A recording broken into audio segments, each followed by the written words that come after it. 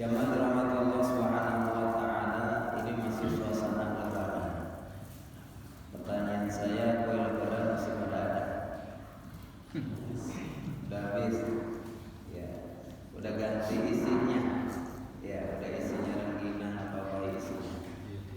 Tapi suasana lebaran masih ada. Karena di bulan Syawal yang namanya halal bihalal terus berlangsung. Kita tidak terasa bahwa kita sudah hampir habis ini bulan Syawal, dan kita dari Ramadan kita sudah Jumatan atau menemui hari Jumat itu sudah 3 kali. Artinya 3 Jumat ini Ramadan sudah ninggalin kita. Ada yang tanya, Pak Ustaz, apakah keberhasilan ciri-ciri Ramadan itu seperti apa model orangnya? Apakah yang khatamnya 3 kali ketika Ramadan dia mau berhasil? Apakah yang puasanya nggak pernah putus, yang tarawihnya nggak pernah break? Kalau ada yang bertanya siapakah orang yang berhasil Ramadan, maka bisa dilihat setelah Ramadan. Salat kita, puasa kita diterima, bacaan Quran kita, berjamaah kita diterima. Ciri-cirinya adalah sukses itu orang ketika dia bisa menjalankan amal agama setelah Ramadan meninggalkannya. Bukan siapa, tetapi kita merenung diri kita masing-masing. Baginda Nabi sallallahu alaihi wasallam bersabda dalam riwayat Imam Hakim, "Man kana yawmuhu khairan min amsihi fa huwa rabi." Orang yang hari ini amalannya lebih baik, lebih bagus daripada hari kemarin, ini orang yang beruntung. Sangat beruntung ini orang. Minimal kita sama apa yang dilakukan di Ramadan pada hari ini. Karena yang namanya bulan Syawal itu adalah bulan peningkatan, yaitu syalah dari kata syalah, yaitu Syawal, yaitu peningkatan. Kalau orang Betawi bilang, bertanya ningkat itu, yang namanya ningkat itu naik apa turun? Naik. Halo. Kalau ningkat naik apa turun? Kalau rumah tingkat itu ada di atas atau di bawah? Di atas. Kalau kita mau naik ke atas pakai tangga, yang namanya naik itu naik. Maka bulan Syawal bulan peningkatan. Peningkatan dari apa? Gemblengan Ramadan selama 1 bulan. Dengan segala fasilitas yang Allah berikan kepada kita, pendidikan tarbiyah Ramadan itu harus kita bawa setelah Ramadan. Jangan sampai kejadian kayak orang habis lebaran kita tanyain, Mas, mau persir kemana, mau mudik kemana, mau belanja di mana? Sampai kagak sempet sholat, kagak sempet mampir ke masjid karena sibuknya cari tempat wisata, cari tempat makan. Lebaran kan begitu. Kalau nggak jalan-jalan makan, makan jalan-jalan begitu. Maka jamaah dirahmati Allah Subhanahu wa taala, apa yang harus kita bawa? Karena banyak orang yang ditinggalkan Ramadan itu amal-amalannya banyak yang ditinggalin. Maka ulama menyindir sama kita, rata-rata mirisnya orang Islam ketika ditinggal Ramadan itu kagak ngapa-ngapain. Sampai ada yang ditanya itu tadi, sibuk ini itu sampai kagak sempet sholat, dia bilang lebaran. Maklum dia lebaran ini, emang kita ajak bijik baik, emang kita mau kesono macet kesini macet, ya udah dia sholat mah Allah maafmu, Allah tahu dah, gitu. Sampai ada yang ngomong, dia pada sholat sekarang nih, lapan lebaran, apa hubungannya sama lebaran? Ustaz mah segrep amat sih. Jangan kebangetan sholat, Pak Ustaz. Apa emang? Kan kita kemarin udah sebulan sholat baik. Karena mereka itu pahala kemarin dia belum habis dihitung sama malaikat. Sehingga di sini para ulama, ya, kun rabbaniyan wa la takun ramadhaniyan. Jadilah itu hamba Allah, bukan hamba Ramadan. Ciri-ciri hamba Ramadan adalah orang yang senantiasa ibadahnya cukup di Ramadan doang. Udah mau Ramadan siap-siap, pas Ramadan rajin-rajin, setelah Ramadan pergi semuanya ikut pergi. Infak sedekahnya prek, salatnya prek, semuanya prek. Dia salah paham bahwa ibadah di Ramadan doang, padahal Allah yang kita sembah di Ramadan dengan Allah yang kita sembah di bulan Syawal, Dzulhijjah, Dzulqa'dah dan seterusnya sama yang kita sembah pada bulan Ramadan. Enggak ada bedanya, enggak ada beda-bedanya. Jamaah dirahmati Allah Subhanahu wa taala, bahkan ulama mengatakan lagi bi'sal qaum alladzina ya'rifuna Allah illa fi Ramadan. Cukup dikatakan buruk itu suatu kaum ketika dia kenal Allah cuma di Ramadan. Baca Quran paling banter Ramadan. Di grup WA ada hataman per juz sehari atau satu bulan itu 30 juz dibagi. Kita ambil dari jemaah ini ada hataman Quran pakai WhatsApp group, kita ambil hataman ini, hataman alumni kita ambil. Belum lagi bacaan-bacaan di musola kita hataman habis. Benar-benar luar biasa. Setelah Ramadan pergi itu Quran kita lipat, kita rapiin, kita taruh di lemari. Pas kita tanya itu ngapa dirapiin? Ntar buat Ramadan tahun depan. Jadi ngajinya Ramadan doang. Maka ini menjadi hamba Ramadan. Maka jadilah hamba Allah. Kun rabbaniyan, jadi hamba Allah yang ibadahnya terus menerus. Bukan Ramadan pergi kemudian ibadah pergi. Selama bulan puasa kita diajarkan takut sama Allah. Kita sholat zuhur, kita kumur 3 kali, yang balik cuma sekali, yang 2 kali yang tahu Allah Maha tahu. Semata-mata takut hanya kepada Allah.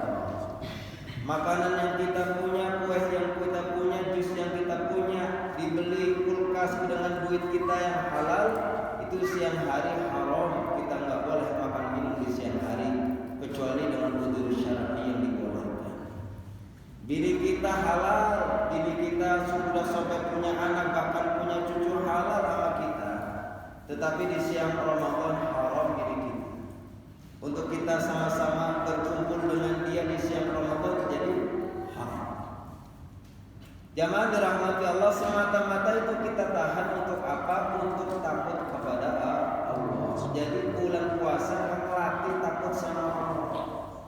Karena memang orientasinya orang puasa itu adalah la'allakum tattaqun. Biar makin takut sama Allah. Takut sama CCTV mah bakalan rusak. Bakalan konslet CCTV mah. Kalau takut sama bos bakalan mati. Atasan bakalan pergi keluar kota. Gak bakalan 24 jam memperhatikan kita.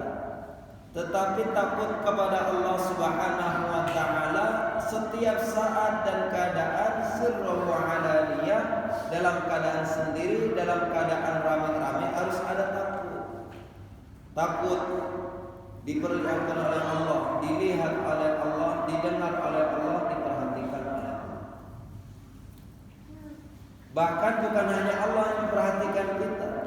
Ada malaikat yang Allah tugaskan. Bukan berarti Allah itu tidak sanggup memperhatikan kita. Apa yang kita ucapkan, apa yang kita lakuin itu terekam oleh CCTV yang gak pernah padam. Ma yalfidhu min qawlin illa ladayhi raqibun 'atid. Yang kita ucapin, kita suka bohong, kita suka khianat, ya itu bakalan dicatat sama malaikat kanan kiri. Perbuatan baik dicatat baik, perbuatan buruk dicatat buruk. Ya, tidak sedikit pun kata-kata kita terlewat daripada tulisan raqib dan 'atid. Wa yaf'aluna ma yu'marun, mereka tahu apa yang kita lakuin. Ente mau ngapain aja itu CCTV Allah itu enggak akan lalai daripada yang kita lakukan. Jadi sifat takwa itu mah dimanapun harus kita bawa supaya hidup kita terarah. Karena hidup kita ini dalam pengawasan Allah Subhanahu wa Ta'ala. Maka yang kita bawa setelah Ramadan adalah rasa takut kepada Allah Subhanahu wa Ta'ala. Yang kedua, Ramadan mengajarkan ama kita biar betah di masjid ama musola. Selama bulan puasa penuh kita disuruh ke masjid, ke musola. Salat berjamaah ditambah salat tarawih, bahkan yang mulai 10 hari terakhir. Ada khataman Al-Qur'an, ada kultum ba'da tarawih, ada kultum ba'da subuh. Supaya apa? Mengajarkan kepada kita, Mas, Abang, biar betah di masjid. Biasain dulu, kalau istilahnya bisa karena terbiasa. Orang nggak doyan masjid itu kudu latihan ke masjid biar doyan, biar betah di masjid. Begitu. Orang yang nggak biasa ke masjid berat, kudu latihan. Sering saya sampaikan, kalau kita orang Jakarta, ya kagak biasa macul, disuruh macul, kepacul. Kita pergi ke Palembang, mertua kita orang Palembang, suruh nyadap karet, kesadap tangan kita. Kenapa? Belum biasa. Maka kudu biasa latihan terus. Ke masjid mah kudu biasa dulu. Terus. Bisa karena terbiasa. Walaupun agak sedikit terpaksa nggak apa-apa. Memaksakan diri itu wajib. Ya kagak boleh maksain orang. Maksakan diri. Saya kudu ke masjid. Saya banyak dosa. Kudu dipaksain. Allahumma paksakan itu benar-benar ada. Ya, kalau maksa orang jangan. Kita ajak boleh, tapi maksa jangan. Ya, kewajiban menyampaikan, mengajak itu sesuatu yang wajib sampaikan.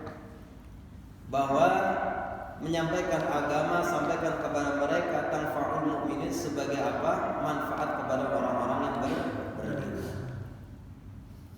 Zaman dirahmati Allah Subhanahu wa Ta'ala diajarin biar rajin-rajin ke masjid musola. Ya, dalam sebuah hadis disebutkan ciri-ciri orang yang udah rajin di masjid dan musola. Ya, itu membuktikan orang yang beriman. Bahwa orang yang beriman itu, ya, orang mukmin ibarat kalau di masjid itu seperti ikan dalam air, tenang, nyaman. Biar kata sekitar cuma akuariumnya kecil, dia mah adem aja nggak kelojotan. Tetapi orang yang munafik, jamaah dirahmati Allah, itu seperti burung dalam sangkar, kelojotan, pengennya keluar. Pokoknya panas bawaannya kalau ada di masjid di musola. Nah ini mah kudu latihan. Allah puji itu orang yang bolak-balik ke masjid. Fashhadu, saksikanlah kalau ente mau lihat, kalau mau tahu orang yang beriman kepada Allah dan hari akhir. Ciri-ciri orang yang beriman adalah orang yang bolak-balik ke masjid, bolak-balik ke musola. Dan Allah puji bahwa ciri orang beriman kepada Allah dan hari akhir adalah yang senantiasa memakmurkan masjid. Innama ya'muru masajidallah man amana billahi wal yawmil akhir. Jadi enggak sembarangan. Kalau mau cari tempat yang paling cakep bukan hotel bintang 5. Kalau mau cari tempat yang paling dicintai oleh Allah bukan rumah kita juga. Tetapi ahabbul bilad ilallah masajidun.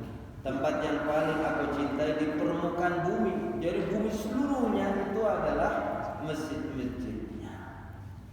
Baitullah, rumahnya Allah.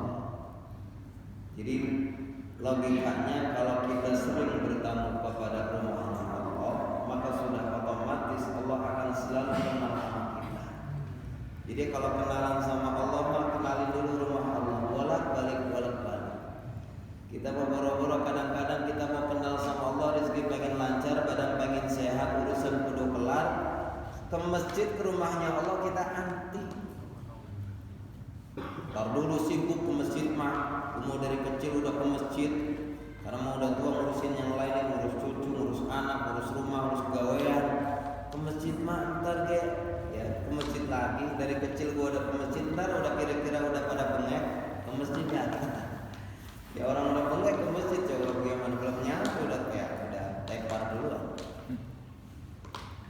Masjid adalah merupakan rumahnya Allah. Yang di masjid itu adalah pertama kali Allah turunkan daripada rahmat Allah. Dan suasana masjid itu adalah suasana malaikat. Jadi orang yang sering ke masjid itu temennya, nyambungnya akan ketularan ketaatan sifat-sifat para malaikat. Jadi gampangnya orang yang sering ke masjid ketemu malaikat. Orang yang sering ketemu dengan para malaikat ketularan sifatnya malaikat. Apa itu sifatnya malaikat? Taat. La ya'sunallah, mereka enggak pernah maksiat kepada Allah. Wa yaf'aluna ma yu'marun, mereka mengamalkan, menjalankan apa yang diperintahkan oleh Allah. Kata Allah sujud mah sujud, enggak ada enggak. Kata Allah ruku mah ruku, dari awal diciptakan sampai akhir kiamat tetap aja ruku, enggak pernah memblengos bangunin kepalanya kepada Allah. Enggak ada sifat pembangkangan itu malaikat. Sifatnya taat aja terus. Beda sama yang satunya lagi iblis. Beda. Maka Allah punya itu orang yang sering ke masjid ketularan sifatnya malaikat, yaitu ketaatan, sehingga seringnya ke masjid karena kumpulnya dengan para malaikat terbawa sifat taatnya malaikat. Sehingga menetapkan hidayah, sehingga ingin lagi ke masjid sampai hati kangen kalau kagak ke masjid. Jadi boleh tanya nih kira-kira nih masing-masing ya sama kita nah. Kalau kita sampai nggak kangen sama masjid bahaya. Jangan-jangan kita udah nggak ngakui ya. Udah nggak diakui kita sebagai bagian dari masjid yang Allah cintai sebagai Duyufur Rahman, tamunya Allah. Iya. Kenapa dalam sebuah hadis yang panjang ya, dalam satu riwayat yang populer bahwa di yaumil kiamah nanti ada 7 golongan. Ya, sab'atun yudhilluhumullahu fi dhillihi yauma la dhilla illa dhilluh. Ada 7 golongan yang dapat naungan. Kalau bahasa kita ada aupnya, ada perlindungan dari Allah yauma la dhilla illa dhilluh, yang pada hari itu enggak ada naungan, enggak ada perlindungan kecuali lindungan dari Allah, enggak ada yang lain. Salah satunya adalah rajulun qalbuhu mu'allaqun bil masajid, laki-laki yang hatinya betah rasanya pengen terus ke masjid. Kita di jalan nih, Allahu Akbar, lagi zuhur. Hati belum tenang nih kalau belum sholat nyari masjid. Kan kita kadang-kadang rewel, ya. Bang, sama istri, yuk kita nyari masjid nih. Ini udah waktunya sholat. Jadi kalau udah rasa-rasa begitu, alhamdulillah. Kita kagak tenang nih jalanin yang lain-lain kalau belum ketemu masjid udah wayahnya. Bahkan saking kita susah nyarinya, kita cari pom bensin buat apa? Buat sholat. Walaupun mohon maaf, namanya tempat musola di pom bensin atau di tempat-tempat umumnya kan kecil-kecil. Itu kita jabanin ngantri untuk apa? Menunaikan sholat berjamaah, dan kita kangen sama yang namanya masjid. Aduh senang kalau ketemu masjid gede indah, masya Allah. Ya, kangen gitu rasanya. Jadi bahaya kalau kita sudah nggak ada rasa sama masjid, hati-hati. Jangan-jangan Allah nggak kangen sama kita. Jangan-jangan Allah nggak peduli sama kita, karena memang kita nggak peduli sama rumahnya Allah. Langsung kita. Kadang kita merinding begitu. Suasana yang kecil kadang-kadang biasa aja. Masjid mah kita lewatin biasa-biasa aja. Kalau kita ngelewatin masjid biasa-biasa saja, nggak ada rasa bersalah meninggalkan perintah Allah dan rumah Allah kita tinggalin, hati-hati perlu dipertanyakan imannya kita. Karena ciri orang yang beriman adalah senantiasa kangen sama masjid, memakmurkan masjid. Masya Allah. Itu Allah yang firmankan, bukan ustaz, bukan kita. Allah sampaikan bahwa orang yang beriman kepada Allah dan hari akhir adalah orang yang memakmurkan masjidnya Allah. Terserah mau masjid yang mana, yang di kota, di kampung, intinya hati nggak tenang kalau belum ketemu masjid. Jangankan di Indonesia, di luar negeri kita mau kemana, mau ke Singapura, mau kemana, bahkan kita di Amerika sekalipun, kita kangen sama yang namanya masjid. Kita mau masjid, masya Allah, di mana-mana ketemu, sepanjang jalan ketemu. Kalau kita di negeri orang kafir, masya Allah, rasa kangen sama masjid luar biasa. Ambil rumah kita sewa buat apa? Buat jadikan masjid. Jadi beruntunglah di Indonesia ini masjid banyak. Ya. Bahwa dan setiap yang kita langkahkan, kita tinggalin tempat itu menjadi tanda-tanda di yaumil qiyamah nanti, menjadi saksi bahwa kita pernah nyapa, pernah nyaba sampai ke situ untuk taat, untuk sholat berjamaah. Iya. Jadi kita harus kasih tanda-tanda di muka bumi ini, tandain kebaikan-kebaikan. Di sono ada ta'lim, kita ta'lim, tanda itu. Ya. Ini ubin yang kita dudukin, tanda ini emang kagak bakalan ngomong-ngomong ini ubin. Bahkan ubin yang kita dudukin, yang lainnya, ubin yang lain ikut ngomong. Ya Allah, enak banget didudukin sama orang yang ngaji, didudukin sama orang soleh. Gue mah didudukin sama orang gaplean baik. Itu beda iri. Tanah yang satu diinjak orang beriman, yang satu ngiri. Ya Allah, kapan gue diinjak? Ketika kita bersaksi bahwa di situ ada tempat-tempat kebaikan, kita nyampe ke situ, itu tanah akan bela kita di akhirat. Ini orang-orang baik, selama hidupnya dia mah baik, masya Allah. Maka jangan sampai kita ini dikit langkah kita tentang ke masjid. Jarang-jarang, apalagi kagak sampai, apalagi setahun sekali, masya Allah. Jadi yang kedua, Ramadan mengajarkan kita untuk akrab dengan masjid. Ya. Sehingga Allah akan berikan solusi segala permasalahan kita dunia sampai akhir. Yang ketiga, selama bulan Ramadan kita kan sering ketemu. Jamaah ketemu sama imam yang mimpin sholat tarawih. Ya, para jamaah ketemu sama pak kiai yang isi kultum, santri dengan ustadz, para kiai, para jemaah satu yang lainnya kumpul di satu tempat. Itu menandakan bahwa ukhuwah Islamiyah itu kuat dan saling menghargai dan saling meridhoi, saling menyapa. Itulah yang dimaksud silaturahmi. Yang paling pertama kali kita kudu nyambung, kudu betul-betul nyambung kita dengan mereka. Siapa? Yang pertama kali adalah orang tua kita. Jangan sampai sholat rajin, baca Quran rajin, bahkan hafal Quran, ke Mekah bolak-balik, sama orang tua hubungannya kurang baik. Enta mau nyungsep kayak apa kalau bahasa kasarnya? Mau sujud sampai jenong, mau ke Mekah bolak-balik kayak apa kalau ada rasa ucapan yang menyakiti kedua orang tua, itu diharamkan masuk ke dalam surga. Bahkan bau surganya nggak nyium, bukan karena dia nggak sholat, bukan karena dia nggak apapun hafal, tapi hubungannya kurang baik dengan ibundanya, dengan ayahandanya.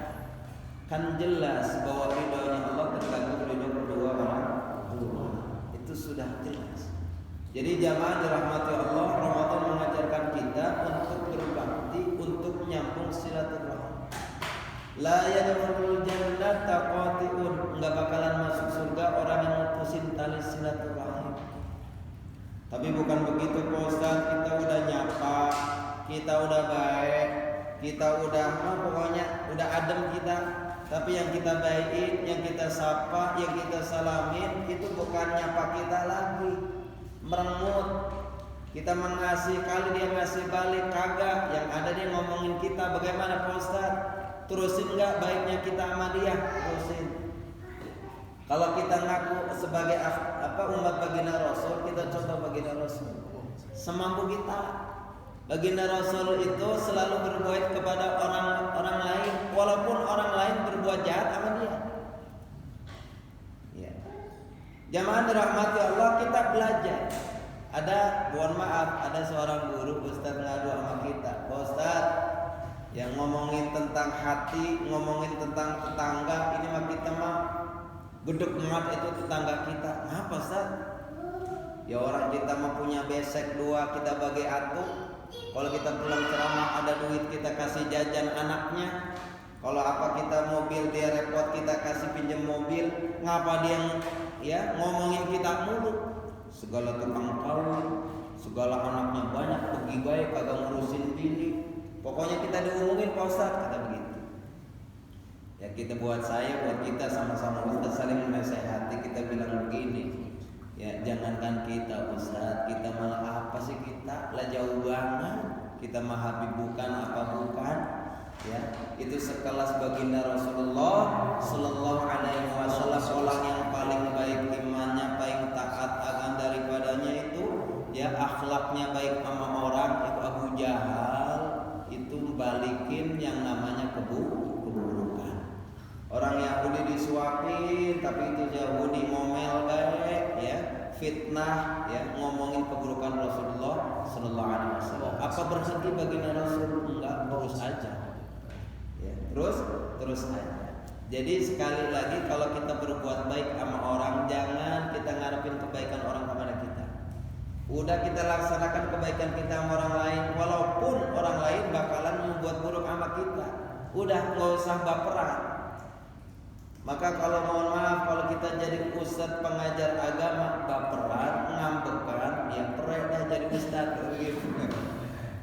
Lah ustadz baperan, Nabi aja nggak baperan. Nabi itu doain orang yang memusuhin beliau sekelas Nabi. Lah kita bukan Nabi bukan apa, nimbang diperengutin doang. Berkat kita kasih satu biji dia merengut, kita merengut juga lah. Ya kalau kita ustadz yang merengut gimana jemaahnya? Jemaah dirahmati Allah Subhanahu wa taala mengajarkan. Jadi yang pertama kali untuk orang tua kita. Bagaimana kalau orang tua kita udah orang ada, tetap berbakti nggak putus ketika orang tua kita udah kagak. Ada sahabat bertanya, wahai Rasulullah Sallallahu Alaihi Wasallam, ya ibuku meninggal dunia, orang tuaku sudah meninggal dunia, apakah kita ini masih berbakti kepada mereka? Bagaimana caranya?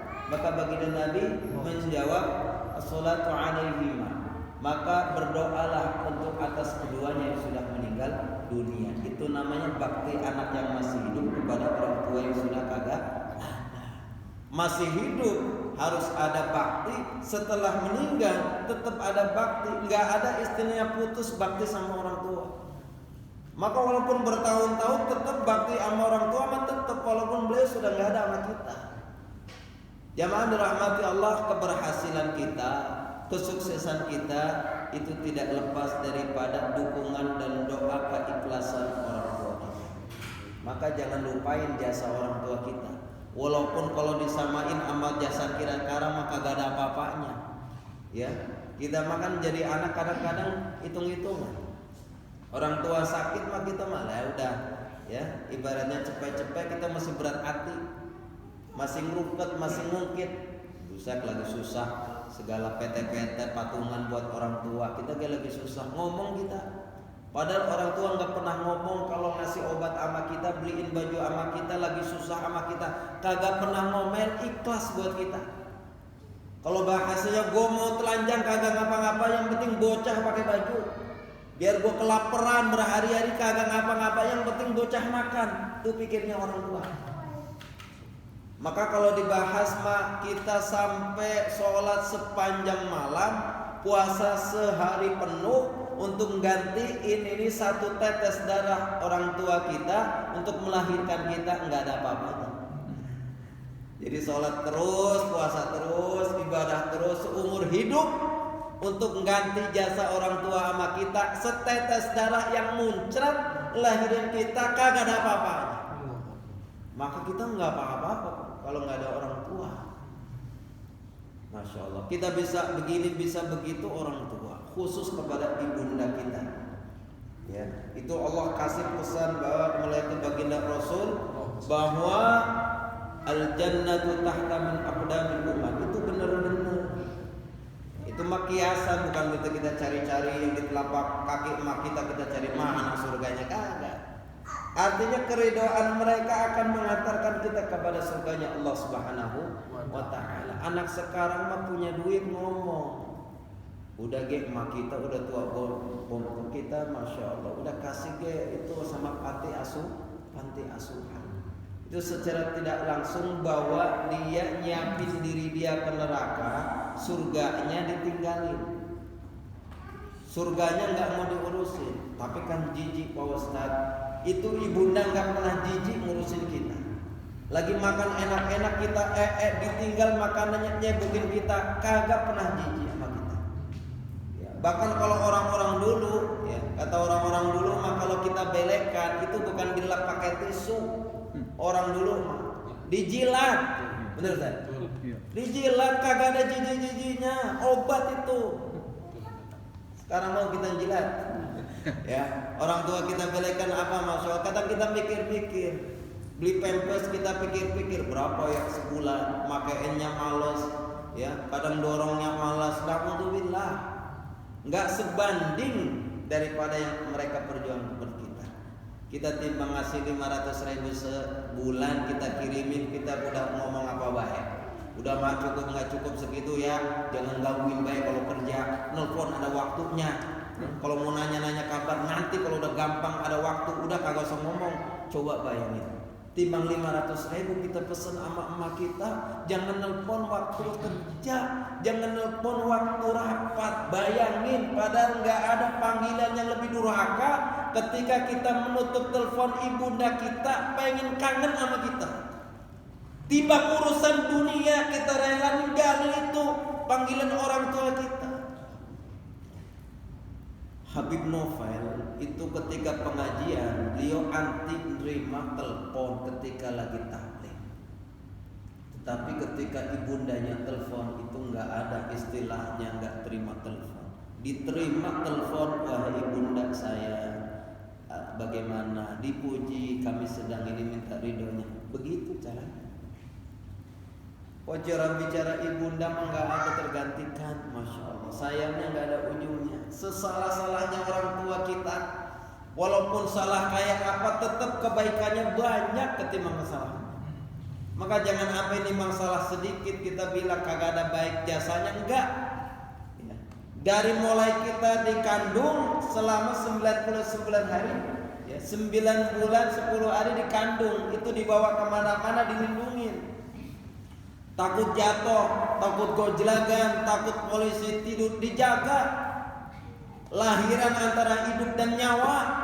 Sampai ada ibu mengatakan kalau boleh pilih antara dia dengan anaknya, dia pilih. Gua mati nggak apa-apa, yang penting anak yang lahir selamat. Begitu. Yang penting anak gua selamat, gua mati nggak apa-apa. Segitunya antara hidup dan mati. Cukup di situ? Kagak cukup. Disusuin 2 tahun. Coba. Disusuin 2 tahun. Cukup di situ? Kagak. Disekolahin, dikasih makan, dibiayain, dirawat, dimandiin, cebokin, dibobohin, digendong, kadang nyuci sambil gendong, jembur sambil gendong, masya Allah. Cukup di situ. Terus aja kita masih membutuhkan kebutuhan orang tua.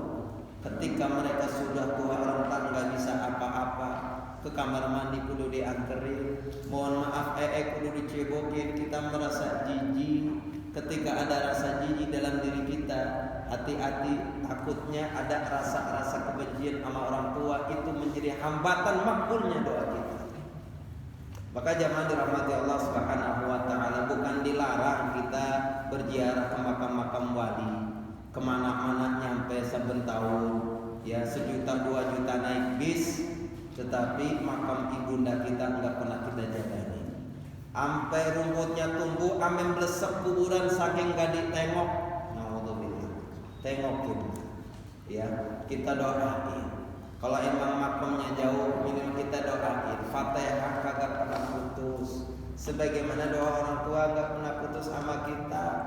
Ya, Rabbana ablana min azwajina selalu diucapkan 5 kali sehari. Sama kita sebagai anak yang soleh, Rabbik firli wali walidayya, jangan sampai lepas dalam sholat kita. Yang keempat, ya, silaturahim harus tetap berjalan terus menerus menyambung. Jangan sampai diputuskan hanya perkara sepele. Dalam kita makhluk sosial ada tangga, ya, ada tetangga kita.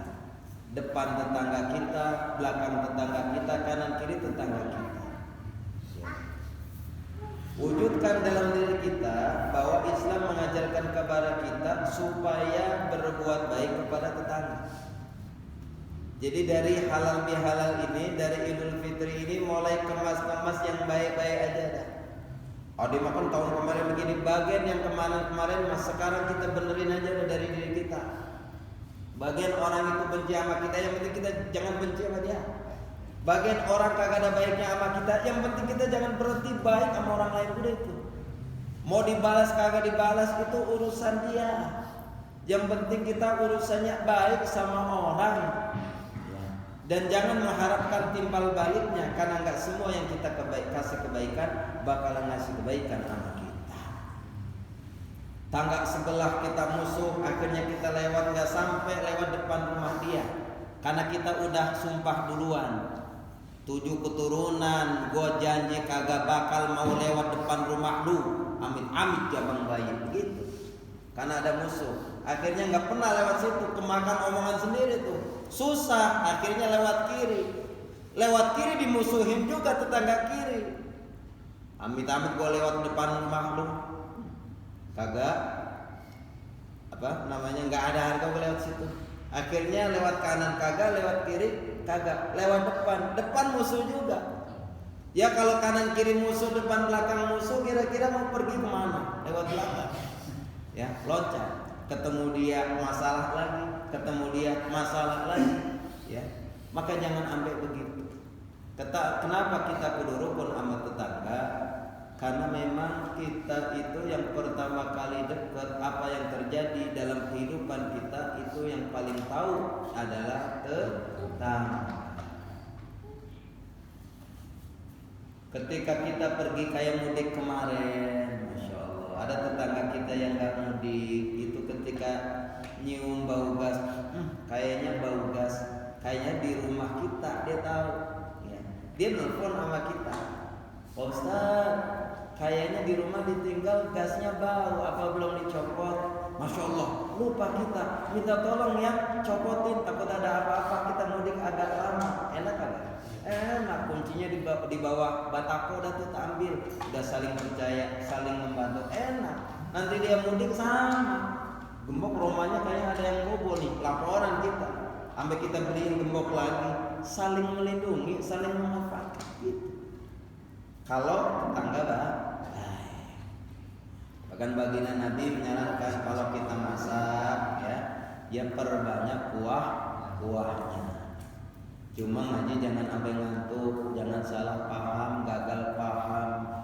Kata Pak Ustadz, kata Kiai, kalau masak, kata yang ngaji kemarin ya, Ahad malam Senin, kata Ustadz Abu, kalau masak banyakin kuahnya, bener kuah semua.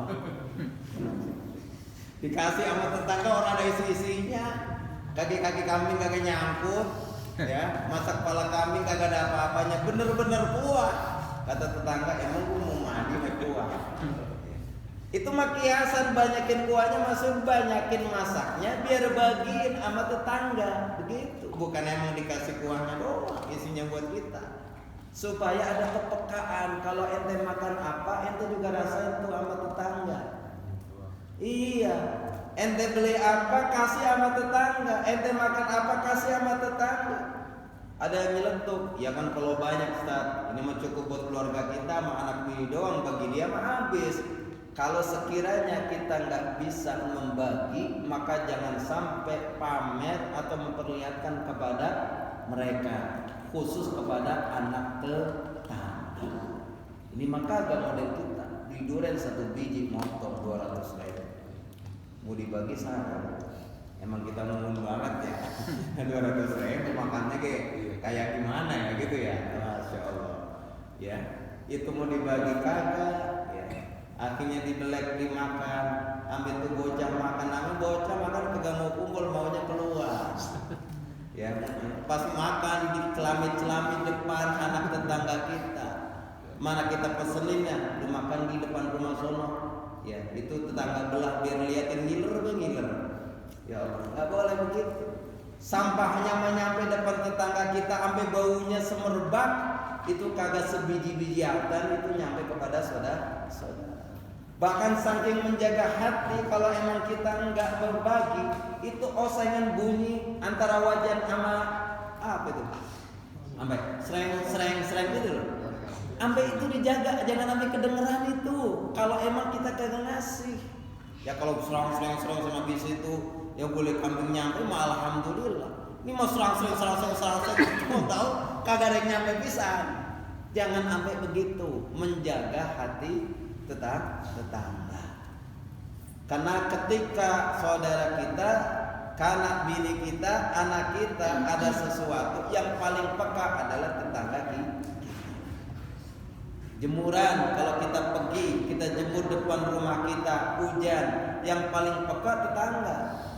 Buset itu jemuran Ustaz, ya, mana udah kering, udah mau hujan, angkatin atuh, angkatin. Coba kalau saya musuhan sama tuh orang, kira-kira angkatin apa kagak? Ditumplekin bisa, dibagiin biarin. Orangnya begitu kagak enak sama kita, kagak diurusin, ya, dibenci sama orang. Maka jalin hubungan kita yang baik sama tetangga. Jamaah dirahmati Allah Subhanahu wa taala. Maka dari pembukaan ini kita halal bihalal itu adalah tradisi Indonesia sebenarnya. Dari segi bahasa Arab ya nggak ada istilah halal bihalal. Ya halalun sudah jelas halal, tapi bihalal disambung dalam satu kalimat tuh nggak ada. Sampai orang Arab keder, ini maknanya apa? Kagak ngerti karena halal bihalal hanya di Indonesia. Kalau Ustaz Jailani mau tahu awal mula halal bihalal itu dari Tegal. Iya, mau tahu ceritanya? Jadi ada suami istri punya anak yang ngasih ongkos 50.000 sama bininya. Ini 50.000 cukup ya buat masak-masak, cukup habis itu dia masak-masak. Pulang abinya kerja di depan dapur masakan banyak banget, sampai penuh tuh makan. Makanan banyak, ada daging, ada ikan, ada ayam.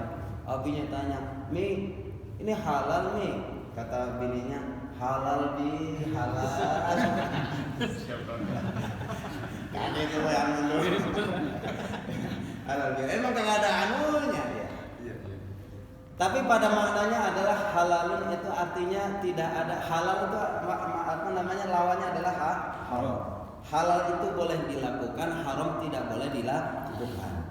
Maknanya apa halal bihalal? Kita ini harus jangan sampai ada keharaman yang gak boleh dilakukan. Ucapan haram jangan, menyakiti saudara jangan. Kalau kita dapat sakitan dari saudara kita, halalin, bagian ampunin, ya. Wal ghaidhu wal afina anis ma'afin. Nah, kita juga maaf-maafan. Jangan sampai ada masalah dalam diri kita.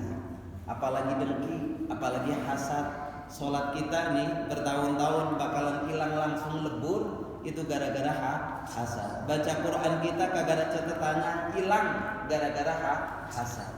Maka jaga benar-benar ini hati, ya. Benar-benar ini hati. Kita ini kan orang manusia, Allah ciptakan hati. Sesama ustaz, sesama jemaah harus saling jaga hati. Karena usaha atas hati, harus hati-hati. Jangan sampai sakit hati. Nyanyi dah, jagalah hati. Ya, jadi poinnya adalah saling menjaga hati kita. Antara pengurus dengan jemaah, santri dengan guru dan lain sebagainya, masyarakat dengan masjid, masyarakat dengan mushola. Ukhuwah Islamiyah harus ada. Tampakkan akhlakul karimah sebagaimana baginda Rasulullah sallallahu alaihi wasallam. Kita udah bersih, udah ya putih, jangan sampai kita kotorin lagi dengan hal-hal yang sepele. Kharajat min dunubihi kawaladat umum, sebulan penuh ditutup, dibacain Idul Fitri, bersih, kembali kepada fitrah, kembali kepada kesucian. Jangan